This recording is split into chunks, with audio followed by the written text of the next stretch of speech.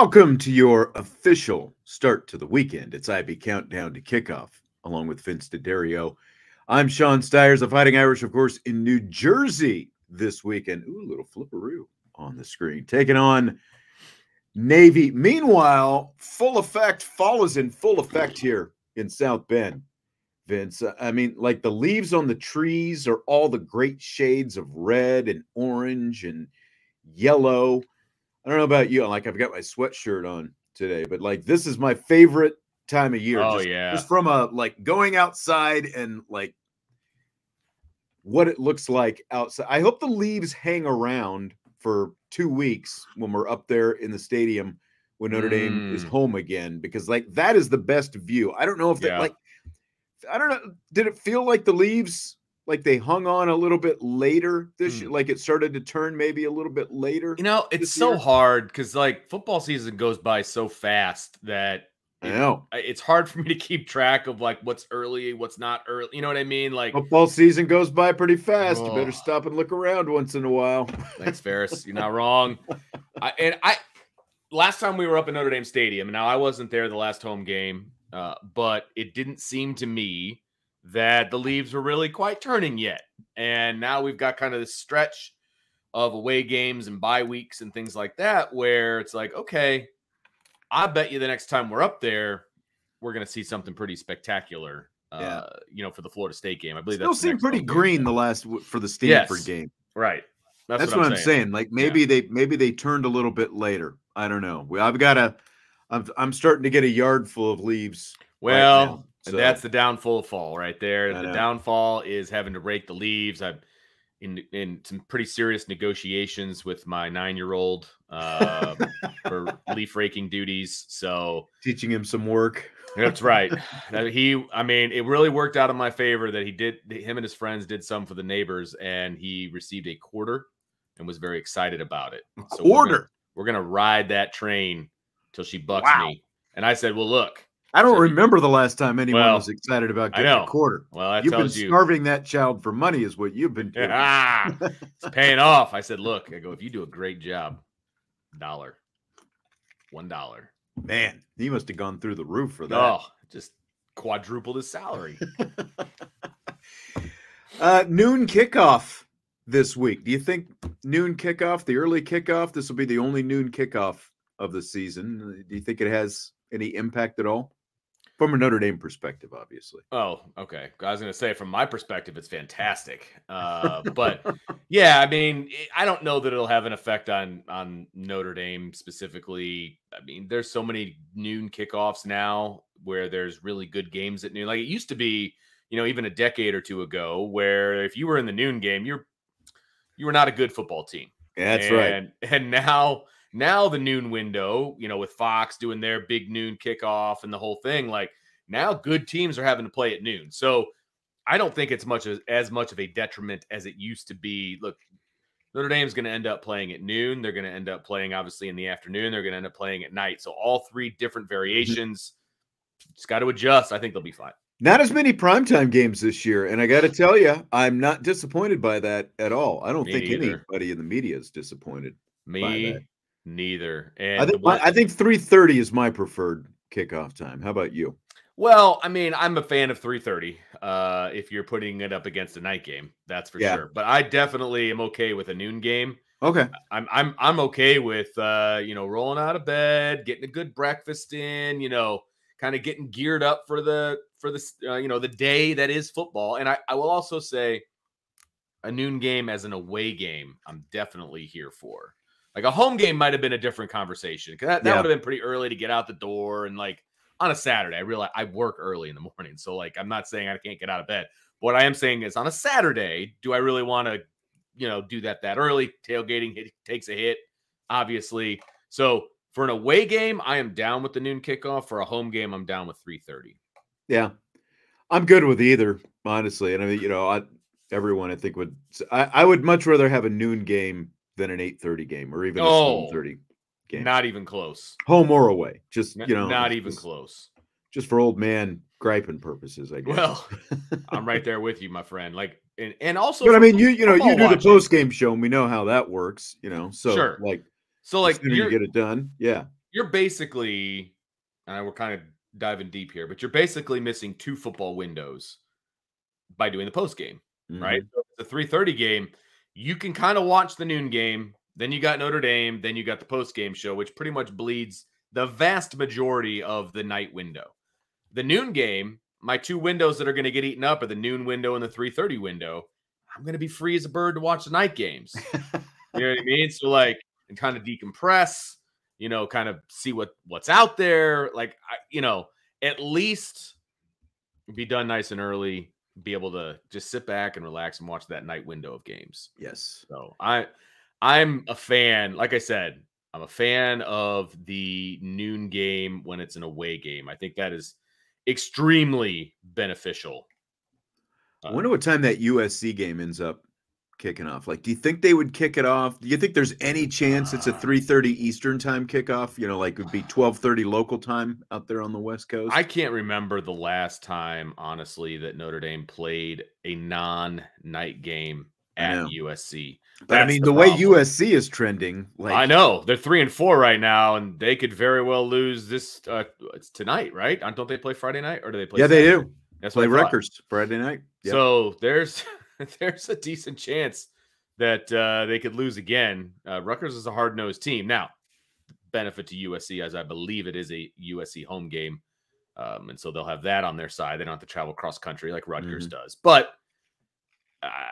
Gosh, I hope it's not a night game, but it's Notre Dame. It's their last game of the season. It's their last chance to, make a splash. I mean, even when USC is terrible, that game's at night. So I just don't see how that's not a night game. As we get closer, I'm going to analyze, what other games are going on that week. You know what I mean? To see kind of what they're up against, I guess is the best way to put it. But yeah, I don't see how that's not a night game.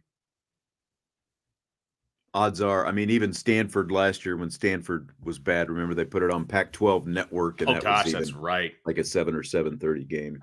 So, all right, well, let's do this. Washington, Oregon, you got that game, which that's a West Coaster, so that could be at night. Yeah. All right. Well, Tennessee, Vanderbilt is a game. These are all TBD, obviously, because no times have been set for any of these. I'm just looking for good matchups. Auburn, Alabama, is that a good matchup? Probably not really, because Auburn's not. And that's the thing with that Thanksgiving weekend. That last weekend, the matchups tend to not be right. Notre Dame USC is typically the marquee matchup of that weekend. Well, because Michigan, Ohio State, but Michigan's terrible too. But that's always a noon game. Exactly, 100%. That's already slated noon. Fox. That one's set in stone.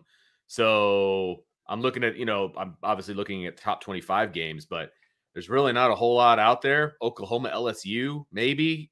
LSU is hosting, so that could be a night game. So what do you want? Average Oklahoma team against LSU, who knows what they'll be at that point, or Notre Dame, USC? I don't know. It's going to be interesting. Good question. Good question. We'll find out. We got a month or so. Yeah, we do. Well, we're going to get to this Notre Dame Navy matchup here in a minute. I wanted to ask you, though, kind of as we get into this, because we try to reflect a little bit on the previous week's game as we get into the new game every weekend. We talked a few weeks back about every game feeling like a referendum on Marcus Freeman, and it feels like that's kind of dissipated at least a little bit as they've righted this ship. The 5-game winning streak that they're on actually ties the best winning streak that Marcus Freeman has ever had. Be a tough matchup this weekend, but did it feel like, even despite a lopsided win over Georgia Tech, especially because of that early interception that Riley Leonard threw, like, does it feel like we're still kind of on that, like it's a weekly referendum, like, where's Riley Leonard? Where's the Riley Leonard barometer every week right now? Oh, I think that's absolutely legit. And I think all the people that, don't like Riley Leonard or don't like the fact that he was brought to Notre Dame as a, 1-year rental or whatever terminology that you want to use, you're never going to be able to completely change their mind.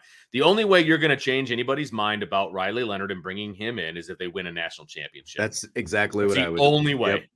Yep. That's not fair to Riley Leonard. because I think he's that's what it is. Really well the last few weeks. Like he's played really, really well. Yes. And we can all agree that was a terrible decision to throw that interception, to throw that ball at all. We can all agree on that, right? Guys make mistakes all the time. Even NFL quarterbacks make bad decisions and 100%. throw bad interceptions. The rest of the game, though, played really, really well. Nearly flawless. He just didn't have any touchdown passes because they ran for all their touchdowns. Right. He still was responsible for 2. You know what I mean? Like, that's still a good day for Riley Leonard. Yes, I would like to have him 1 or 2 throwing, 1 or 2 on the ground, you know, whatever the case may be. But that's like the ceiling stuff. Like, he played a really, really good game, and he led the team when he needed to. Yes, the mistakes were made, but he played a really good game. There's nothing he can do at this point. I just don't feel like there's anything he can do. Yeah, I mean, all people want to do is look at his passing numbers. Here's what's interesting. You know, like if you look at the season totals, they're obviously looking better, but it's still like if you just look at the season, he's got the number 72 pass efficiency ranking overall this season through 7 games. That's of course in the nation. But if you look at the last 5 games since the bad game against Northern Illinois, if you just look at this 5-game winning streak right now, his pass efficiency ranking would be number 35 in the nation. So it's like he climbs up from 72 to 35 in that stretch. He's completing just a shade under 70% of his passes. Obviously, you know, again, not a lot of touchdown passes, but 6, just 1 interception in that stretch. And, you know, again, like touchdown passes and passing numbers are far from the only important metric. What's the most important metric? Scoring touchdowns, 100%. right? Like that's the number. He's 5 touchdown runs away right now from setting the single season Notre Dame record for a quarterback.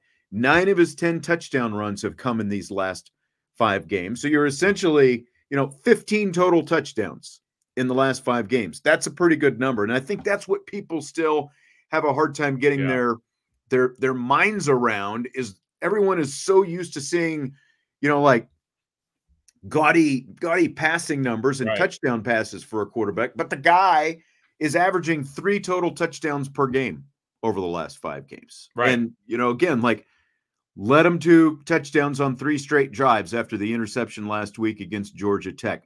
Against Stanford, led him to touchdown drives 6 of the 8 times he was in the game, because he exited.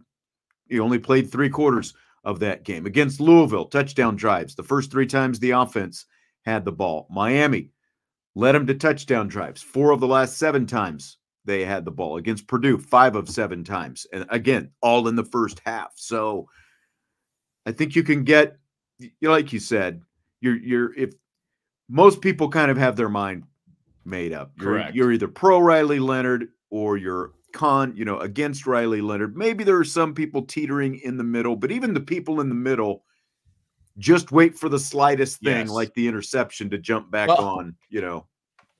You know, there was a quarterback that threw for 321 yards last night. He also had 5 interceptions. Right. So, look, Riley Leonard, I think, off the top of my head, and you can correct me if I'm wrong, he's got 4 turnovers this year. He's got 3 interceptions, 1 fumble. Does that sound right? Yeah. He's got 4 for the whole season. For 7 games, he's got 4 turnovers. That's what I want from my quarterback. Don't turn the ball over. Be efficient with the offense, scoring touchdowns. I could give a rip how those touchdowns come about, because you could have a guy throwing for over 300 yards, but he also, you know, threw for 5 interceptions and 3 pick sixes. You know what I mean? So it's like, are we, you know, he threw for over 300, and that's what people want Riley Leonard to do, but he also wasn't very efficient moving the ball with the offense. Yeah. So it's like, okay, what would you rather have? It's Riley Leonard by a landslide, right? So people have to understand what the overall goal is. Like you said, the overall goal of a quarterback is to lead your offense to touchdown drives, point scoring drives, touchdowns preferably, field goals, okay, but touchdowns preferably. He does that. Right. And, you know, and that's in if you're going to knock Riley Leonard, in your defense, I mean, that is why that interception is frustrating. But, you know, even he said it afterwards. It was just a bad rate. You know, they said they ran it. He said they practiced that play like 6 times during the week. You know, the look that they were getting was favorable. unfortunately, the look that he was getting in practice, it sounded like, didn't match the coverage that they got on that play. And that was the problem. He locked in. He disregarded. Yeah, he locked in on Bo Collins and just threw the ball. It just didn't end well. I mean, it was just not good from the start. And again, as you said, every quarterback does that. Every single one. No matter who, Tom Brady, Aaron Rodgers, Colt McCoy, who I don't know, name a quarterback, doesn't matter. They're going to lock in on a guy and they're going to throw a bad interception. Like that happens, right? Every quarterback in the Hall of Fame has thrown a lot of interceptions because they were around for. Yeah, that's right. It happens. But the bottom line is he's turned the ball over 4 times in 7 games. That's what I care about, and accounted for 16 touchdowns of his own. Right. And that's not even taking into consideration the other touchdown drives that he's led when Jadarian Price or Jeremiah Love has run the ball, or Aeneas Williams had a touch. It doesn't even take those into account. Exactly. So look, Riley Leonard's the quarterback at Notre Dame. He's the one that makes this offense go. You're just going to have to deal with that if you're not a Riley Leonard fan. Like, no one's holding a gun to your head to be a Notre Dame fan either. If you don't like it, you can go cheer for somebody else if you want. So you could be Michigan. You could be Michigan right now, and you could be sitting on that national championship from last year and watching the quarterback play from this year. How about that quarterback situation? I mean, holy crap. Like, wow. Man. Well, so now he faces a Navy defense that, quite frankly, is not that good. All the talk, of course, is about the Navy offense. And, feels like, again, like national prognosticators and stuff like that, just like with Texas A&M, completely ignore one side of the ball, this elite defense that Notre Dame's got. But it kind of makes this feel to me, Vince, like almost like a no-win situation for Notre Dame going up against Navy this week. Like how much do you think this, if Notre Dame does win, like how much do you think it actually helps their resume, considering, there's a lot of people just say, well, you beat an academy team. Okay, right. So what? Here's how it helps your resume. It's when you say Notre Dame has beat X amount of ranked teams. You don't have to say who it is. You just say they beat that many ranked teams. Like that. That's really the only place that it helps, because in the grand scheme of things, everybody expects, and rightfully so, that Notre Dame should beat Navy every time that they play. I mean, that is what should happen. The only difference this year is Navy's undefeated going into this game, and they've got some love behind them, and they got some support behind them, and people are actually genuinely picking Navy to beat Notre Dame because that's kind of the in thing to do right now. It's trendy. Yeah. 100%. It's ride trendy. That hype. Ride that hype. Yes, sir. It is a very trendy thing. And at the end of the day, if Notre Dame wins this game, it's like, well, they probably should have won that game. And if they lose, it's like, obviously everything erupts and blows up in your face if that's the case. But they got to win this game. And honestly, Sean, I don't care by how much they win this game. They should win by multiple touchdowns, but just get that W. At this point, just get that win. That's all I care about. Just literally all that matters every week. Yeah. From here on out. Absolutely. That's absolutely right. Style points are not necessary. I don't care what Louis Riddick says on the broadcast. Style points don't matter. They don't. And people will argue with me until the cows come home, and that's fine. But at the end of the day, 11-1 is your absolute goal. They literally, they look at your record. Who did you beat? Who did you lose to? Yeah. That's the score is largely irrelevant. Because what matters, like from Notre Dame's perspective, is the fact that, and you can say this year in and year out, the benefit they have as being an independent is they play schools from the SEC. They play schools from the Big Ten. They play a large swath of schools from the ACC, obviously, every year as well. They used to play teams from the Pac-12 when there still was a Pac-12. So they always play a cross section of teams. This is the one-off season where they had to kind of piece this together a little bit. The fact that they do have 4 group of 5 teams on their schedule, but they've, like, from a metric standpoint, that's always benefited Notre Dame. And it's also worth noting that even though this is the only Power 4 team Navy has played up until this point, and the only Power 4 team that they will play all season, there's something to be said for that as well, just the fact that Notre Dame does play Navy every year. There are not a lot of programs that want to play Navy. Oh my gosh, because of their right. offense. They stay away from playing Navy as much as possible. Well, look, I just want to make one more comment about, Sure. and you're absolutely right. It's just about like margin of victory and, you know, that kind of stuff, right? Who's the number one team in the country right now? Oregon, right? Oregon won by 10 against Idaho. They won by 3 against Boise State. And obviously they squeaked by Ohio State. That's a good win, regardless. They only beat Purdue by 35. Notre Dame beat them by almost 60. You know what I mean? Yeah. So, like, margin of victory doesn't matter. That's the number one team in the country. And if they remain undefeated, they're still going to be the number one team in the country. You know what I mean? And look, I think we can all agree, Oregon didn't look great the first half of the season. Like the first quarter of the season, they didn't look great. They were squeaking by teams. They almost lost a couple times. Yeah. And they're the number one team in the country because style points don't matter. Because they've won and because they beat Ohio State. Yeah, you know? 100%. They won out and they've beaten Ohio State. That's it. Yeah. Well, and obviously some other former number ones have lost, but you know, they're undefeated. But you know what I'm saying? Like they're undefeated. I do. They have no losses. It's not the style points. No. They won by 1 point against Ohio State.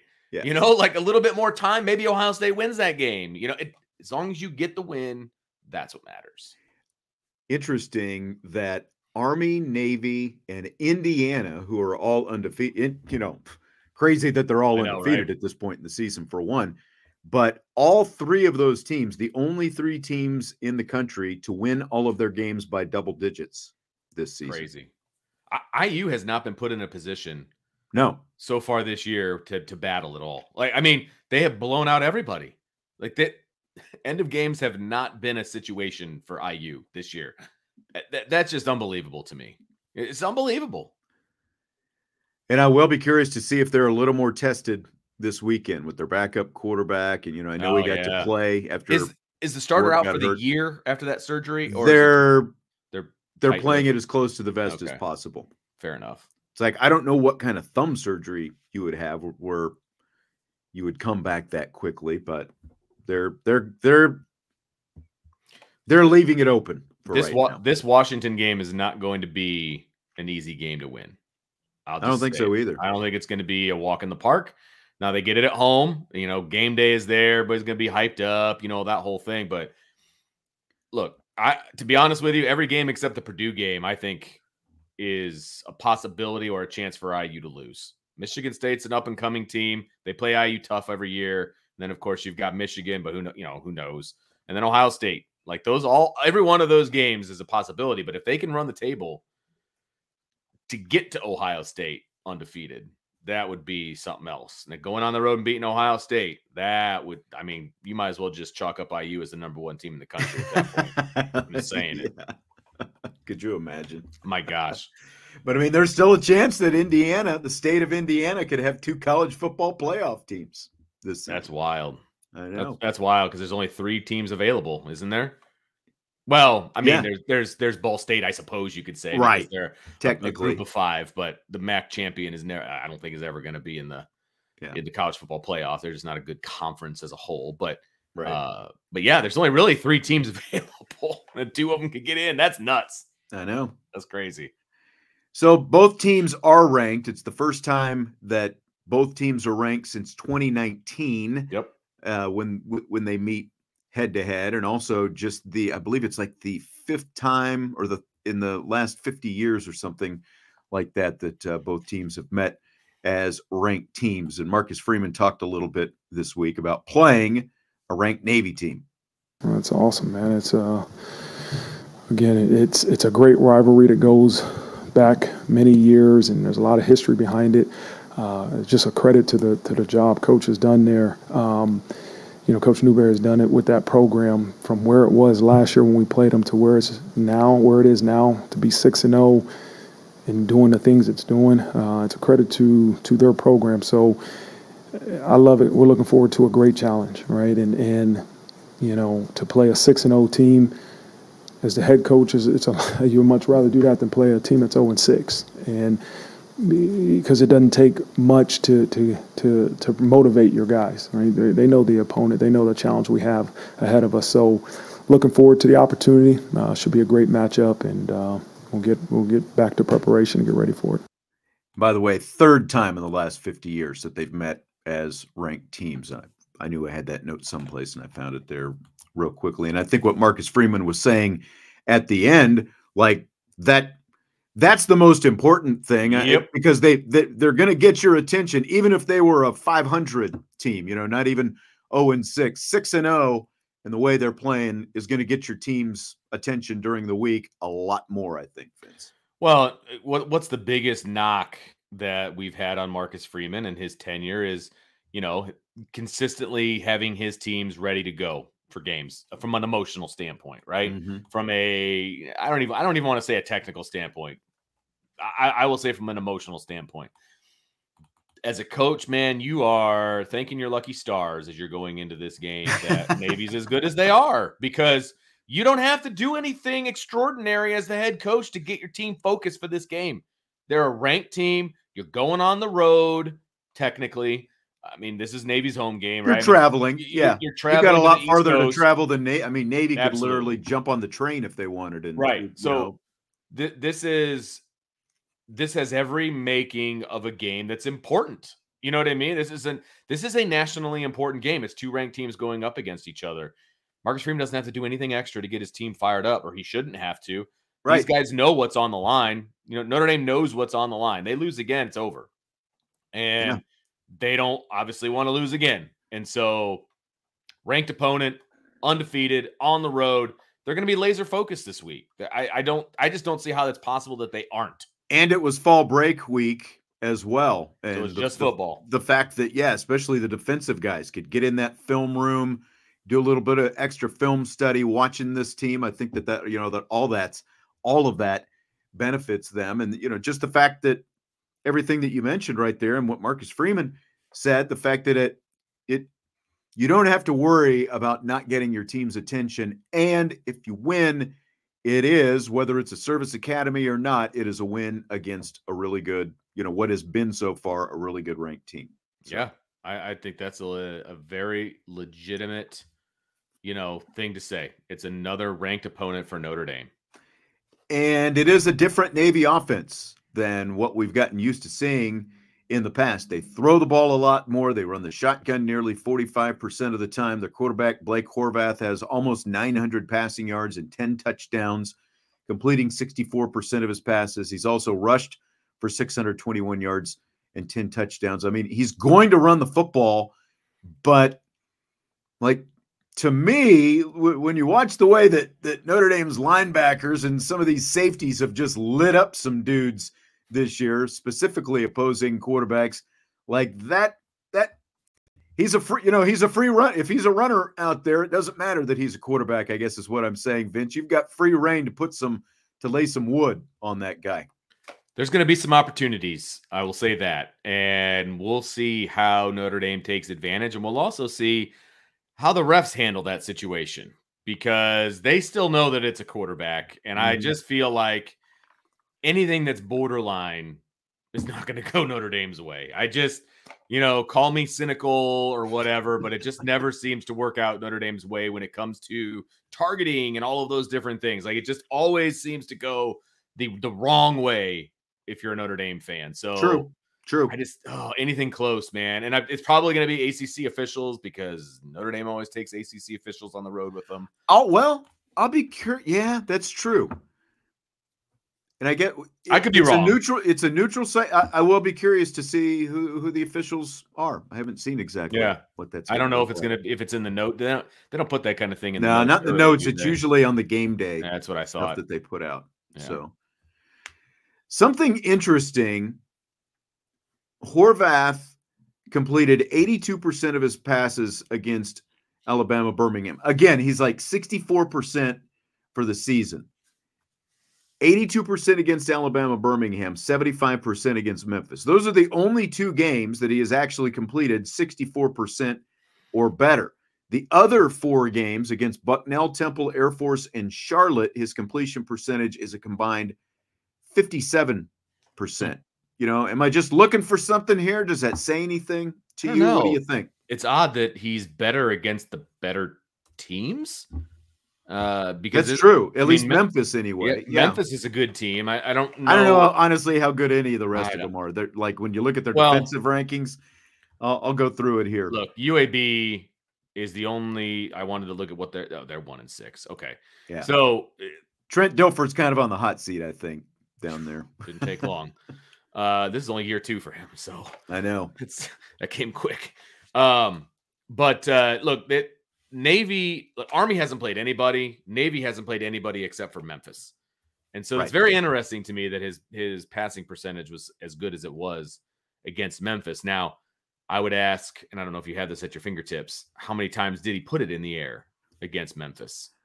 I can find it here real quick, but I will say that in general, I mean, they're throwing the ball more than Navy typically throws the ball. But of course, 15 attempts is the most that he has had in a game this season. That was against Air Force. Against Memphis, he was 9 of 12. So again, like, percentage looks good. It was. He had a couple of touchdown passes as well, but it's not like even a normal quarterback 20 times is kind of a minimum, I think, for most quarterbacks. I mean, it's boom or bust when it comes to the way that normally Navy throws the football. They don't usually throw the ball 15 times, so obviously that is a new thing for them.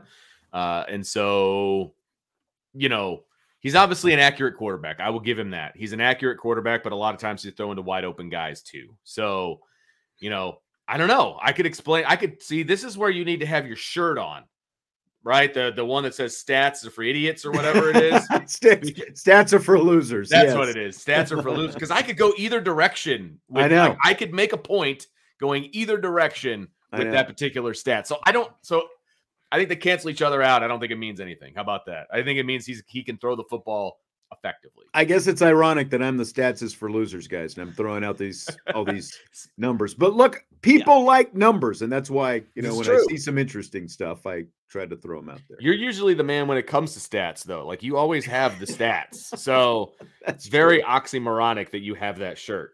Yes, and that we talk about it the way that we do. You're right about that. You're right about that. I just feel like there's going to be at least a couple chances for Notre Dame's secondary to make some plays. Just the whole key is you can't lose track of those two slot backs, because those are the guys who are reeling in the majority of the passes. Is the two guys who are on the wings typically, and there's going to be some motion and a lot of eye candy and stuff like that. And like when Jesse came in with his whiteboard, like it's almost like when you see like a tip, and they'll do some of this as well. Like on a play action pass, they always say the best guy to throw to is the guy, who the ball was faked to, because what does he do? He runs into the line, he runs into some traffic, and then he pops out and nobody accounts for him. And that's just based on what I've seen of this Navy offense. There's a lot of that with those two slot backs. Is they just end up wide open because nobody ends up accounting for him. And that's what you've got to avoid, or it can end up being a big play. Well, and they're going to use a lot of misdirection, and they're going to try to play with the eye discipline of Notre Dame. I mean, that's what Navy does, right? Because, man for man, they're not going to be able to outrun Notre Dame. They're not going to be able to out-physical Notre Dame. They're not going to be able to, do a lot of things that a normal football team would try to do to another normal football team, right? They've got to out-leverage you. They've got to mess with your eye discipline. That's what they're going to do to be successful. And so Notre Dame has to be super disciplined when it comes to this offense. I mean, I have a lot of faith in Al Golden and what he's able to do and how he's able to scheme up against a Navy offense or a triple option offense for that matter.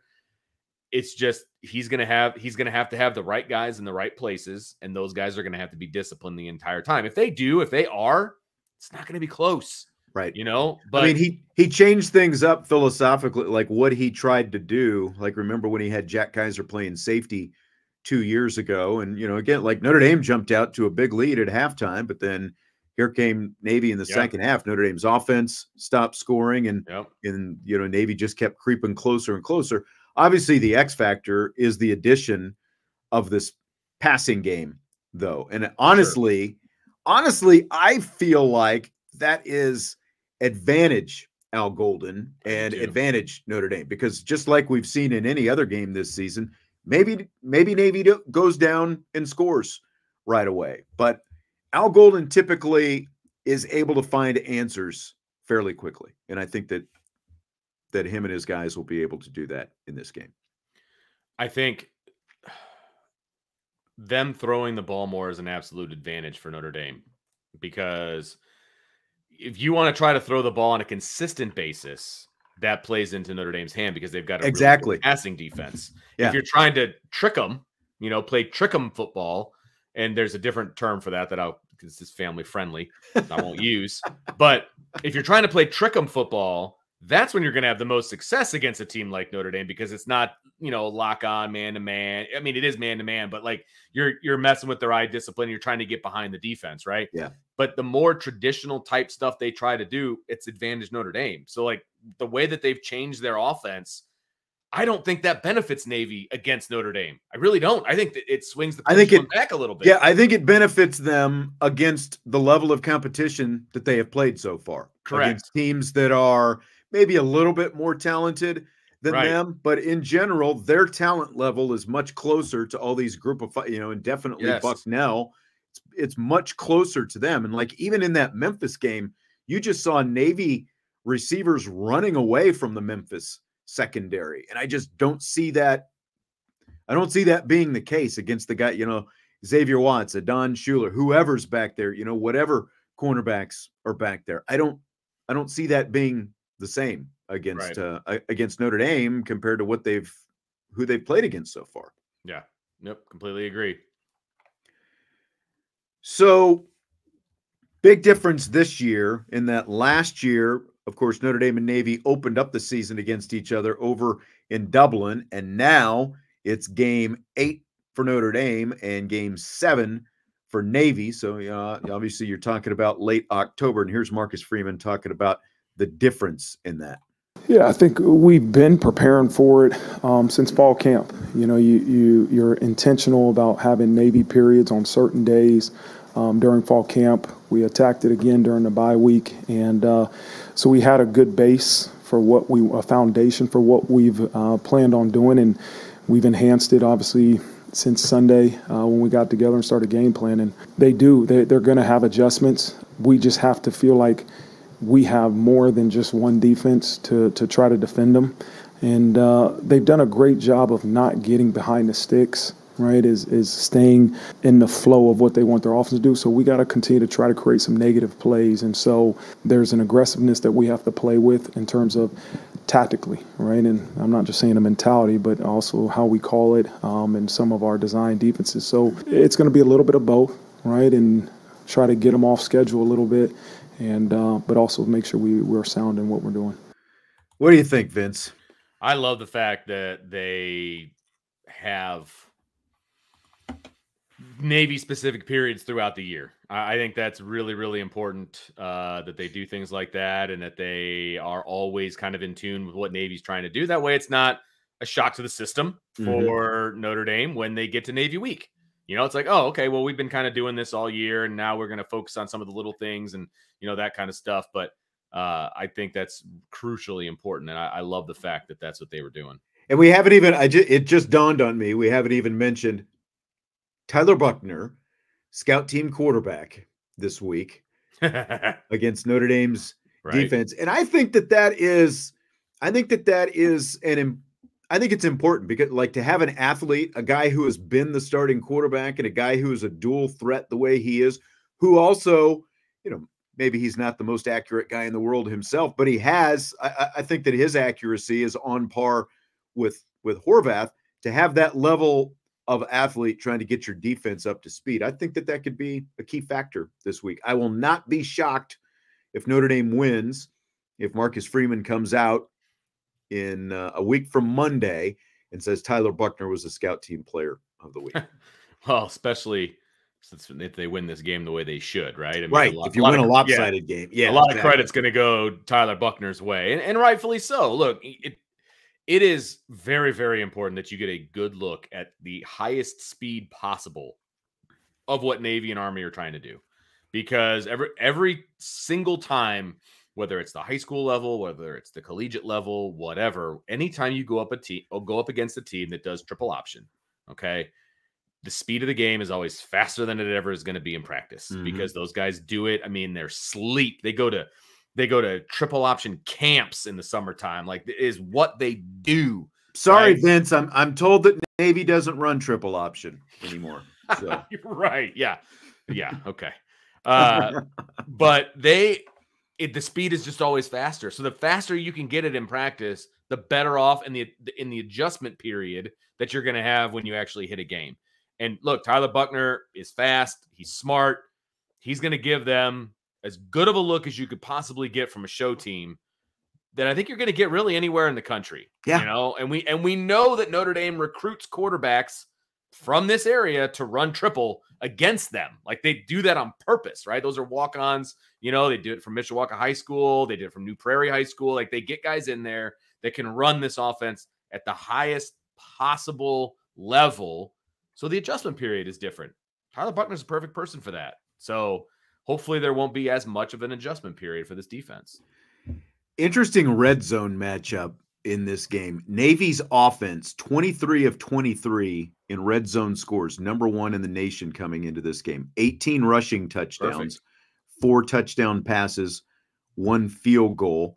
I think that 18 rushing touchdowns tells you something about, you know, like, there's Whether still they some actually run option, triple option. still Yeah. some option involved Yeah. there. But Notre Dame's red zone offense, they've scored 90% of the time, ranked number 34 in the nation, 14 touchdown runs. Red zone defense, Navy is number 4, Notre Dame is number 17. So again, 2 really pretty elite teams on both sides of the ball in terms of what happens in the red zone. What do you think all this, what kind of impact do you think this potentially has on this game? So what you're saying is something's got to give.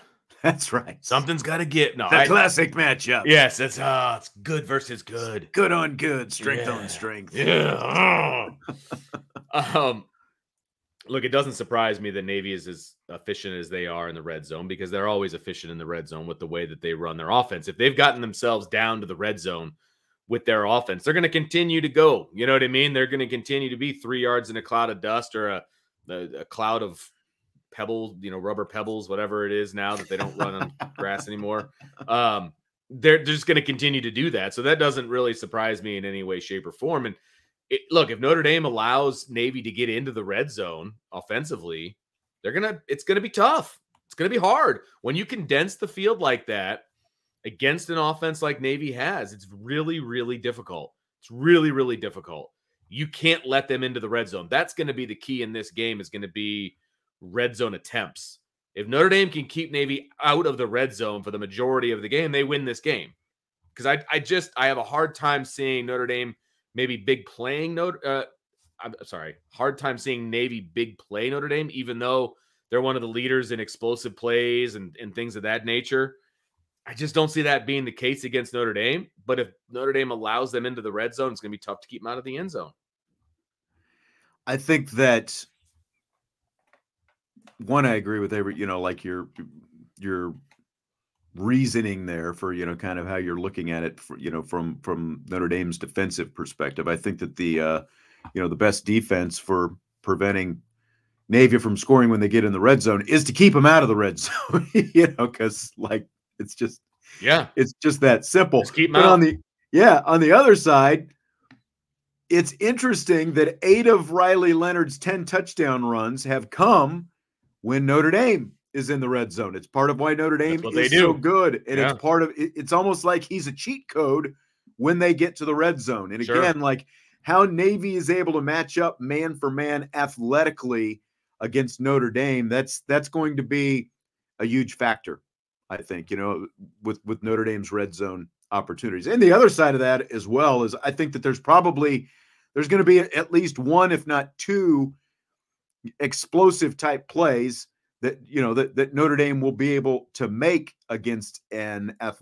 more athletically challenged Navy team, i.e. Jeremiah Love and/or Jadarian Price, in terms of, you know, like how many times does Notre Dame actually get to the red zone, because you might see some huge plays from one or both of those guys. And that would be my point exactly, is, you know, yes, when Notre Dame gets into the red zone, they need to convert, they need to capitalize, you know, all those different things. But I do see this being a game where there could be some explosives where Notre Dame just bypasses the red zone to get into the end zone. So I think that's completely accurate as well. When the game is over, I'm very interested to see what the red zone stats look like. You know, does Navy get into the red zone more often than Notre Dame? And does Notre Dame still win? You know what I mean? Mm-hmm. Because of those bigger plays. I don't know that the red zone is going to tell the tale in this game. I agree. I definitely agree with that. All right, Vince, are you ready for rapid fire? Oh, it's already time. Let's go. It is. It is, baby. It is time. It's time.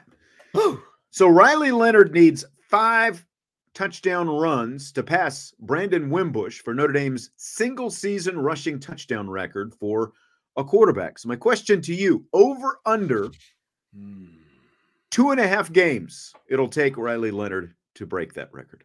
All right. So we got to break this down, right? We got to talk about what games those are. So it's Navy, Florida State, if it's under. And then you obviously, it could be Virginia, Army, USC, you know, et cetera, if it's over. I'm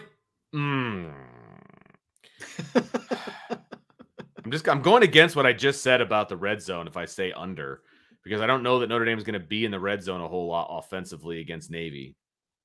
So I'm going to say over. I think it's going to be close, though, because Florida State stinks, and I think he could definitely make some things happen against Florida State. But I'm going to say over.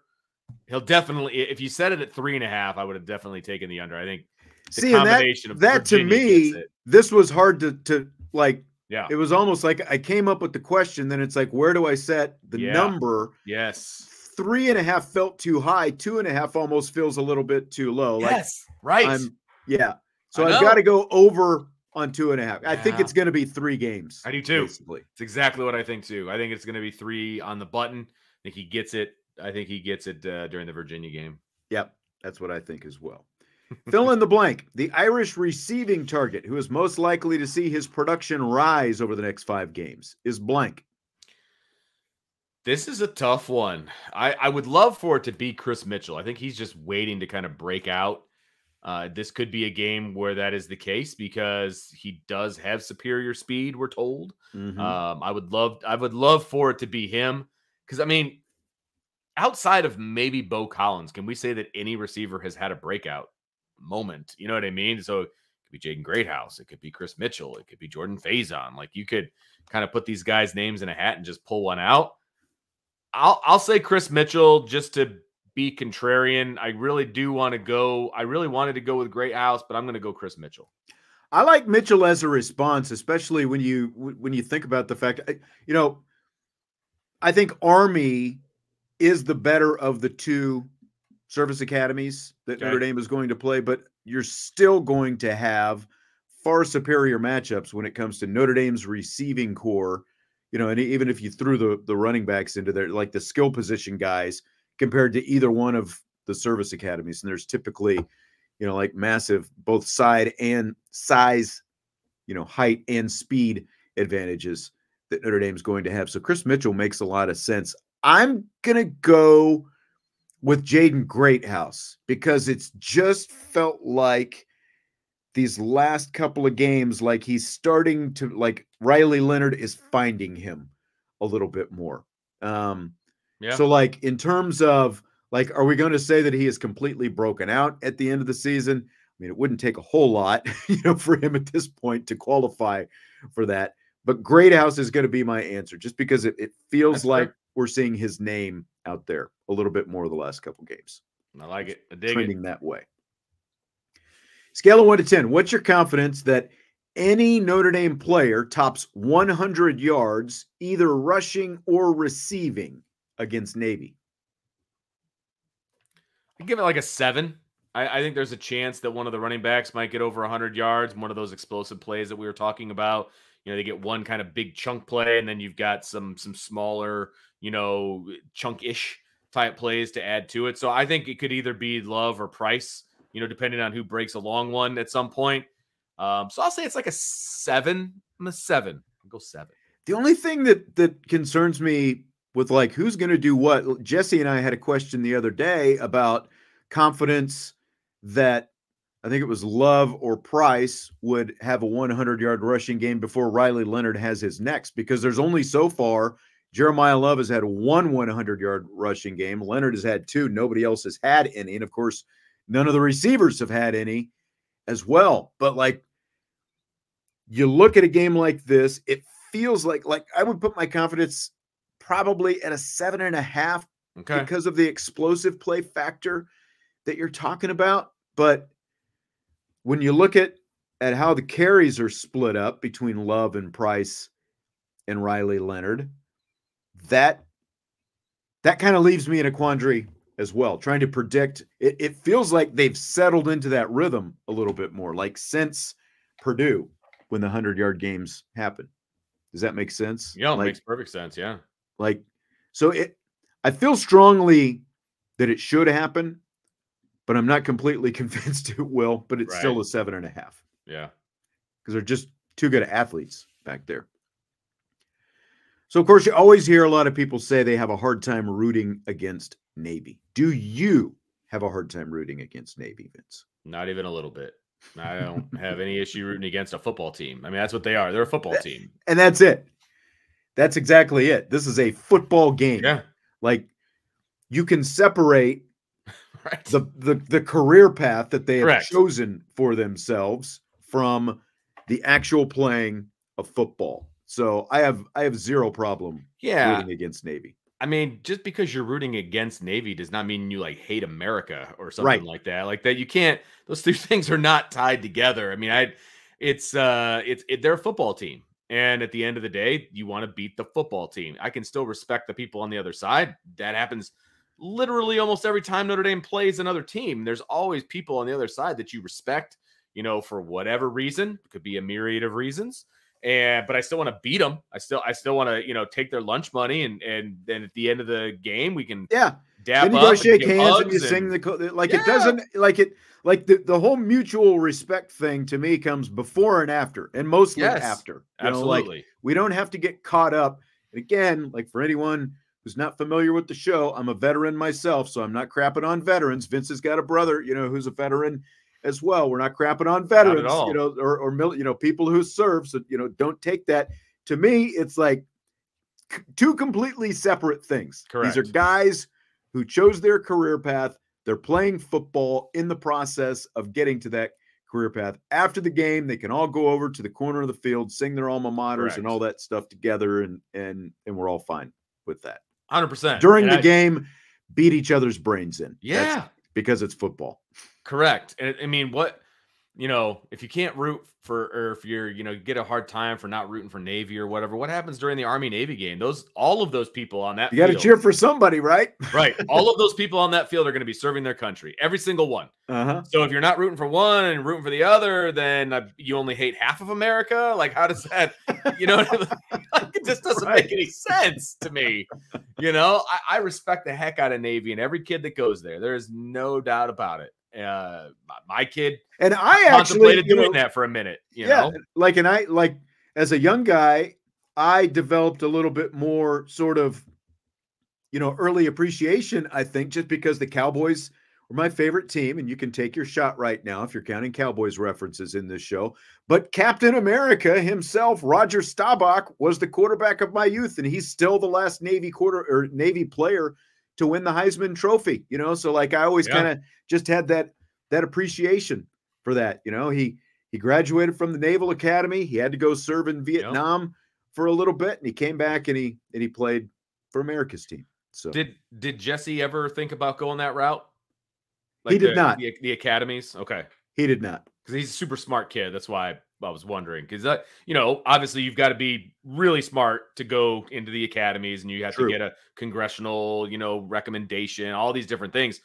And so, one of the academies kind of reached out to our house. So it was a thought process there for a minute, but it's not for everybody, obviously. And so we didn't go down that route, but I have complete respect for every one of those guys, but I still want to beat their brains in when they play them in a football game. It's like, this is what it is. So this game, over under 1.5 turnovers, Navy will commit. I will say under. I think that they are a very disciplined team. And when you are a disciplined team, you are a team that generally does not turn the ball over. I'm sure you're going to hit me with a stat that proves me wrong on that. But I'm going to say that they do not turn the ball over. I'm They actually might get not. one turnover. Okay. They have not fumbled this season. Okay. See? And they have each, the number one quarterback, the number two quarterback, each have an interception. So 2 total. They lead the nation in turnover margin. Well, there you go. Season. So they take care of the football. Brian Kelly will be I'm going to go under as well. I do think that there will be one. Like I'm feeling, and I'll save it here. I think I actually skipped it. I've got to go back to it. I'm gonna go with one. Here's the one that I skipped. Who is your pick for Notre Dame's dominant defensive player of the game against Navy? Drake Bowen. I think he's going to be sitting in the middle of the defense and just going sideline to sideline. He's also going to just plug the A and the B gap. He's going to have a double-digit tackles.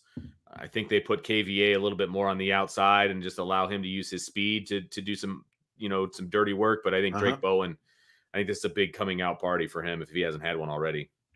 I like that pick. I considered him. I'm going with Xavier Watts because of his dual ability to come downhill and get somebody. And I'm just envisioning an interception being the only turnover Navy commits in this game, and Xavier Watts interception. So I think he's going to have a pretty solid tackle total. Safeties usually do against this defense, and because of his coverage ability on the back end, I'm feeling good things about Xavier Watts. Okay. All right. I like that pick too. Okay. Over under 4.5 total punts in this game. I'm taking the over. I think Notre Dame always stinks on their first drive. And so they'll punt there. And look, Navy, this is not your dad's Navy, obviously. This is a Navy team that does not lead the nation in time of possession. They do try to big strike. And I don't know that they will obviously be able to do that every single time. So I think they're going to have – I think this game has more possessions than a normal Navy-Notre Dame game. And so I think Navy is going to have more possessions than they normally do, which means more opportunities to punt. And so I will take the over. Notre Dame did not punt in last year's game against Navy. Navy punted 4 times, hence the 4.5 over-under total. I'm going to go – what did you go, over or under? Over. I went over. I'm going over as well. I think Notre Dame will punt at least once in this game. Probably be the first 3 plays. But something else? I read, I think it was at ESPN.com, and again, like this gets really deep into the metrics. Navy has been really good. Like they're one of the best teams in the nation in terms of like average field position, starting field position, that kind of stuff. Like we've been talking about James Rendell. If he has the chance, he just needs to boom it. Like you can't let that offense start out anywhere outside its own 30-yard line. You got to get them as deep as possible. I mean, that's the same with any team, but again, like with this offense, because they're just going to keep going for it on 4th down. You think Notre Dame's ever going to trail in this game? Probably, just because of my mental health. It's going to take a hit at some point in this game, and they'll probably the last few games have gone. Yeah, they'll probably be trailing 7-0 and then rattle off like 5 scoring drives in a row and put this game away. You know what I mean? Like that's probably what will happen. Like I said earlier, Notre Dame's not good on their first drive of the game. They'll probably go 3 and out, punt. Rendell will shank it. It'll be a short field for Navy. They'll go down and score. They go down. Yep. And then everybody settles down, and it ends up being like a 35-7. Final score. You know what I mean? Like I could see that being how this game goes. Totally. I completely see that scenario as well. Because the other thing, like, who gets the ball first? Right. Again, like even when Notre Dame has had the ball first, it hasn't gone their way. But I can easily see that scenario. Like we've basically seen it play out the last 4 games. Yeah, so I'm just resigned to the fact that this is who Notre Dame is. You know what I mean? Like they start slow and then they settle in and they're dominant. And then the end of the game, they're like, they're okay. Like that's just, I don't know. It just feels like that's who Notre Dame is right now. All right, let's do some game props. Riley Leonard's two different yardage totals. Over under 180.5 passing yards. Again, I think the possessions are going to be higher than normal when Notre Dame plays Navy, so I think he's going to have an opportunity to throw the ball. I still feel like a good number for him is 200, so I'm going to say over on that one. As far as rushing is concerned, that's right about where I think he's going to be. That's why that's such a good number at 54 Yeah, the and a rushing half. is 54.5. I didn't give that out. Sorry. Yeah, I That's was just okay. going along the line here that I'm reading. So I'll say over on the passing. I'll say over on rushing, but I don't think it's going to be by a whole lot. So I'm going to go over on the rushing. Sam Hartman threw for 250 yards last year against Navy. Blowout. I'm going to go, man, I think this is a good number, actually, 180.5, because I think it's going to be right around this number. Of course, Leonard has had back-to-back 200-plus yard passing games. I think I'm going to have to go under. All right. On the passing number. All right. So I'm going to go over on 54.5 rushing yards, under on 180.5 passing yards. How about Blake Horvath? His passing number is 125.5. His rushing number, 73.5. He doesn't throw for more than about 125 yards a game, does he? No. In general. So I just don't think that that's going to happen. I think that's going to be an under. The rushing, though, the rushing against Navy is just funky. He's going to get a ton of opportunities to run the ball. And even if they hold him to like 2 yards a carry, I still think he could get over. You know what I mean? So I'm going to take the over on the rushing. I'm going to take the under on the passing. I'm going to go the other way around. Ooh. He, got you pretty excited on that. His best passing day, 225 against UAB, 192 that he had against Memphis. And then everything else is kind of in that, 115-ish yard range. I just think that they're going to have to be throwing a lot. So unless Notre Dame just blows him up and is sacking him, like if it turns into a game where they have to throw, then I think that ultimately favors him. I'm going to go under the pass. What did I say? You said over on passing and over on passing, under on the rushing, 73.5. Yes. Because what I'm saying is I think that he's going to have to try to throw more. So I think he is going to have to throw more, and I think there's no chance. If they have to go to a traditional throwing offense, it is so over. Like, they're not going to be able to complete a pass consistently. Yeah, that's where it's going to get dicey because then everyone is just laying wood. Yep. Jaden Greathouse's yardage number, 19.5 yards. Doesn't that seem criminally low to you? It does. I mean, I would take the over on this one. Of all the things that I'm betting against here, that's the one I would be the most confident in going over. I don't know why, but it just seems so low.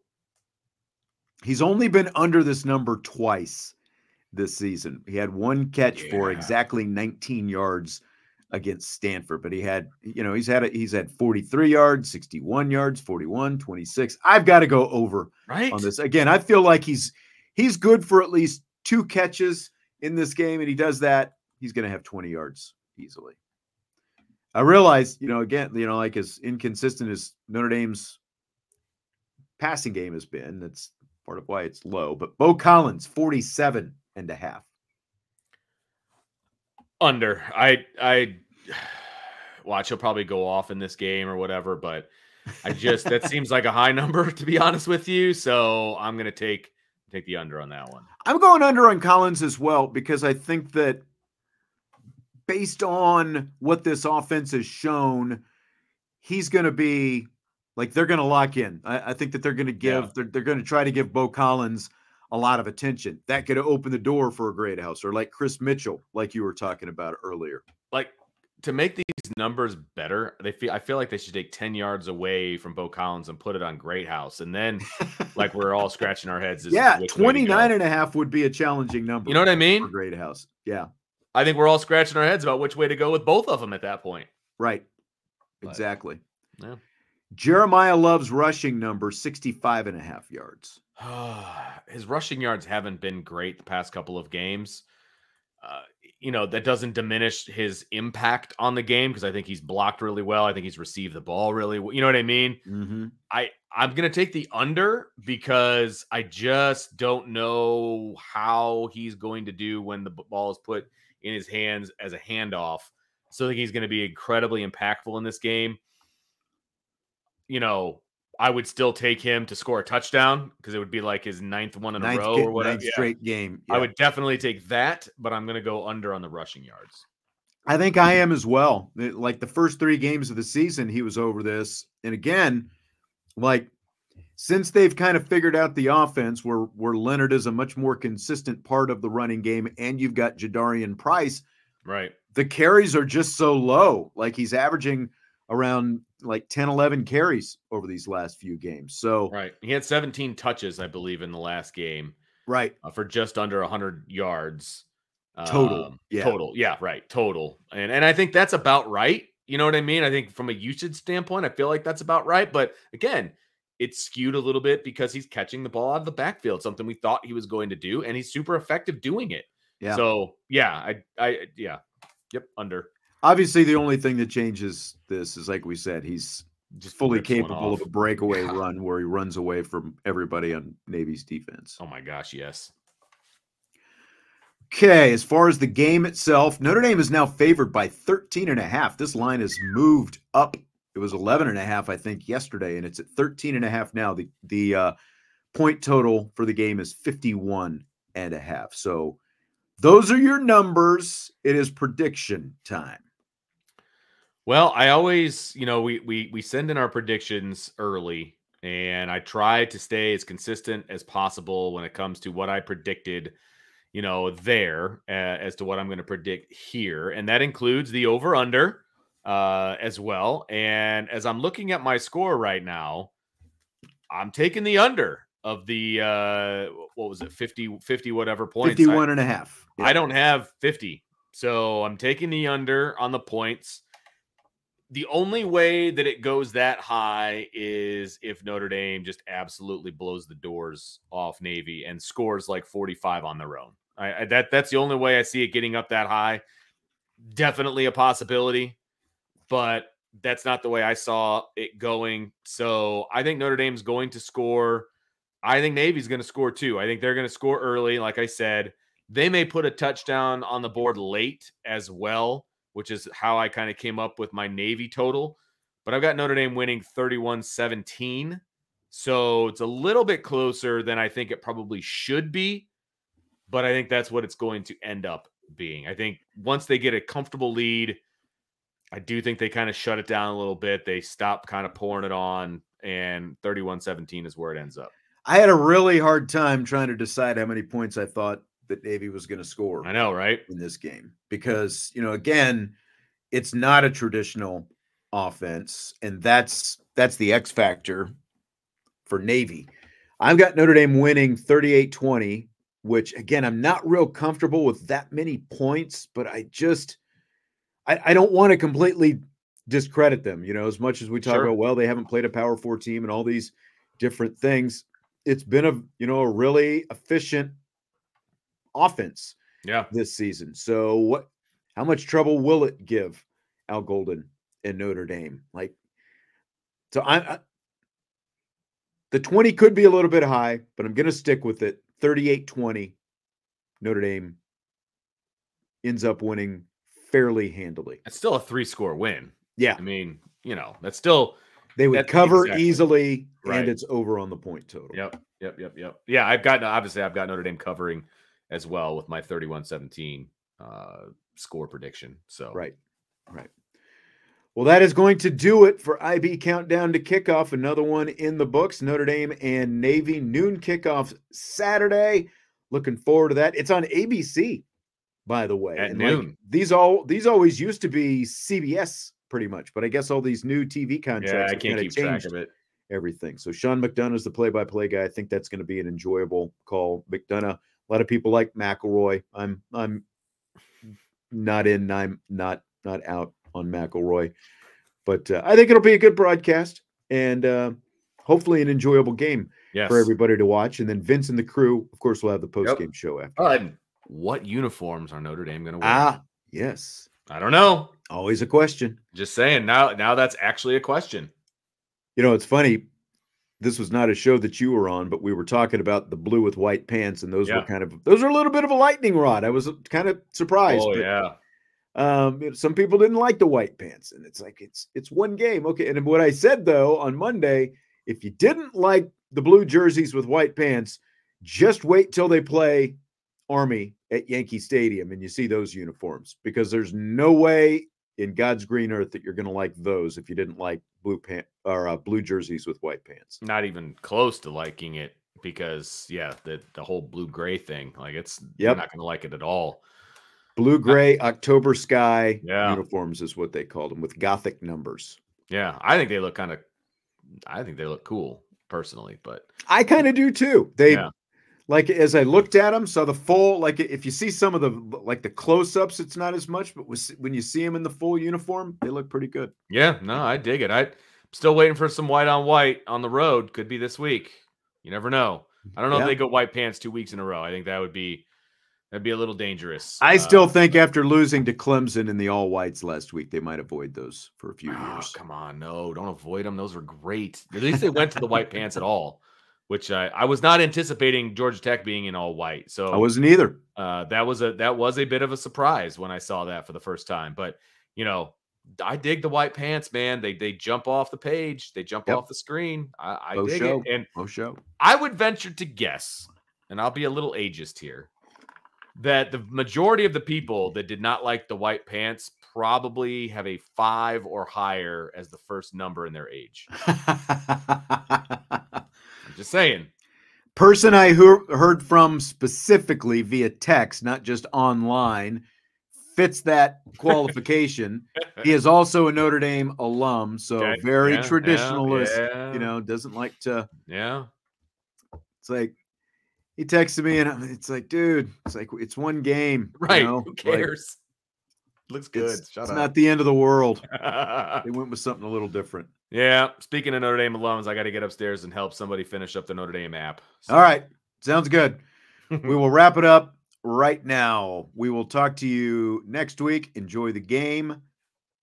IB Countdown to Kickoff. Wrapping it up.